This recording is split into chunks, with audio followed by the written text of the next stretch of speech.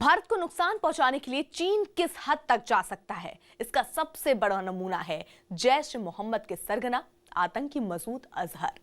चीन के लिए आतंकी मसूद अजहर इतना लाडला हो गया कि वो उसे बचाने के लिए पूरी दुनिया के खिलाफ अकेला ही दीवार बनकर खड़ा हो गया, जबकि उसकी शय से मसूद अजहर के आतंकी मंसूबे और भी खतरनाक हो गए हैं। न्यूज़ 18 इंडिया को मसूद अजहर की करतूतों के ऐसे दस्तावेज मिले हैं जिससे चीन का आतंक प्रेम बेनकाब हो जाता है। वादना रसूलुल्लाही गज़वतल हिंदी, अल्लाह के नबी ने हमसे वादा किया कि हिंदुस्तान में जिहाद होगा। हमने पूछा अल्लाह के नबी, अगर इस जिहाद को हम पाले तो क्या करें? फरमाया सारा माल कुर्बान कर देना। दुनिया को डराने वाली ये आवाज यहाँ से गाजी खड़े होंगे। काफिरों ने कहा था हम कश्मीर को स्कॉटलैंड बनाएंगे, रब ने कहा मैं कश्मीर को शुहदा की जन्नत बनाऊंगा। दुनिया को दहलाने वाला ये चेहरा,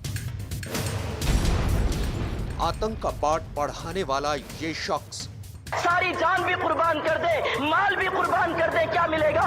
फरमाया जो तुम में से गाजी बन के आएगा वो जहन्नम से निजात पाएगा। युवाओं और बच्चों को फिदायीन बनाने वाला ये शैतान हिंदुस्तान में दिल्ली भी था, बंबई भी था, कलकत्ता भी था, मद्रास भी था, जालंधर भी था, पटियाला भी था, मणिपुर भी था, त्रिपुरा भी था, आसाम भी था, पंजाब भी था, मगर मेरे रब ने कश्मीर को मुंतखब किया। यानी मौलाना मसूद अजहर, जो आतंकी संगठन जैश मोहम्मद का सरगना है।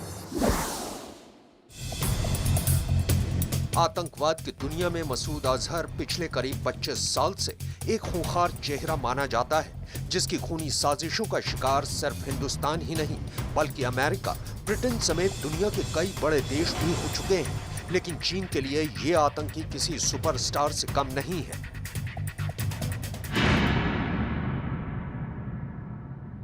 चीन पिछले एक साल से सुरक्षा परिषद में मसूद अजहर को अंतर्राष्ट्रीय आतंकवादी घोषित करने के प्रस्ताव का विरोध कर रहा है, जबकि दुनिया के सभी देश इस पर सहमत हैं। चीन की शय से मसूद अजहर के इरादे और भी खतरनाक हो गए हैं। चीन की वजह से मसूद अजहर के हौसले लगातार बुलंद हो रहे हैं। उसके खूनी इरादों से कई सनसनीखेज सबूत न्यूज़ 18 इंडिया को मिले हैं, जिन्हें देखकर चीन के पास भी उसके बचाव के लिए कोई जवाब नहीं बचता है। मसूद अजहर आतंक के अपने मंसूबों को किस तरह बढ़ा रहा है, इसका सबसे बड़ा सबूत ये दस्तावेज है। ये सभी पोस्टर और बैनर मसूद अजहर और उसके संगठनों की ओर से जारी किए गए हैं। इनमें जिहाद को बढ़ावा देना, आतंक की जड़ों को मजबूत करने और युवाओं को धर्म के नाम पर गुमराह करने की बातें कही गई हैं।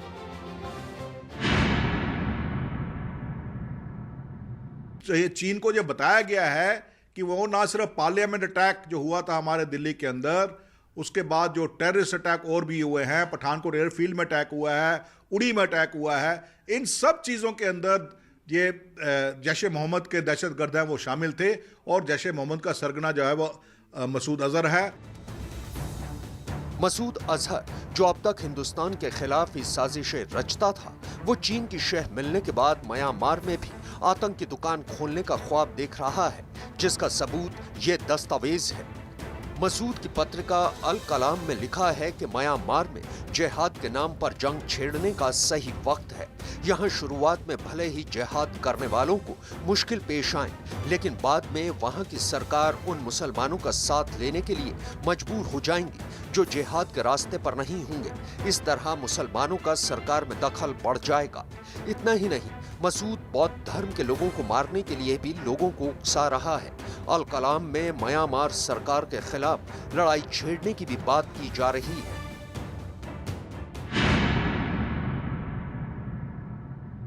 रोहिंग्या मुसलमानों का सामने आना या आतंकवाद के साथ इनका लिप्त होना और इससे अजहर मसूद को बढ़ावा मिलना, साथ ही साथ चीन का क्या होगा?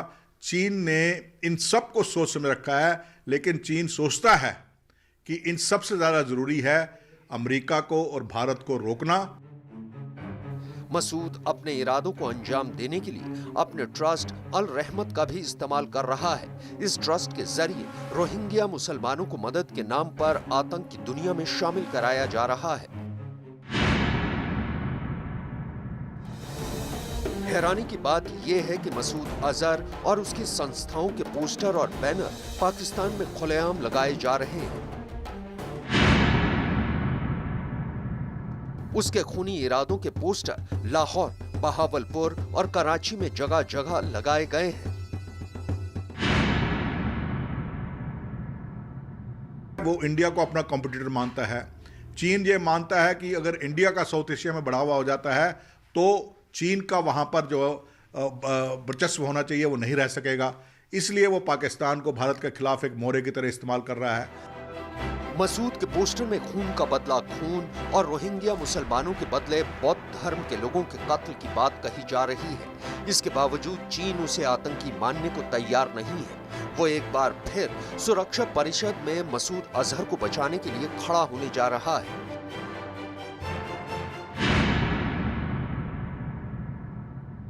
चीन जो है वो अजहर मसूद को एक मुखौटे की तरह इस्तेमाल कर रहा है। उनको अजहर मसूद को बचाना इतना ज़रूरी नहीं है जितना कि अजहर मसूद की आड़ में वो अपने ऑल वेदर फ्रेंड जिसको वो कहते हैं पाकिस्तान, उसको बचाना चाहता है। मसूद अजहर को चीन पिछले 1 साल से लगातार बचा रहा है। हैरानी की बात यह है कि 15 सदस्यों वाली परिषद में 14 देश भारत के साथ हैं, जिसमें फ्रांस, ब्रिटेन और यहां तक कि सऊदी अरब भी मसूद को अंतर्राष्ट्रीय आतंकी मानते हैं। लेकिन चीन अकेला वीटो करके मसूद अजहर को बचा लेता है।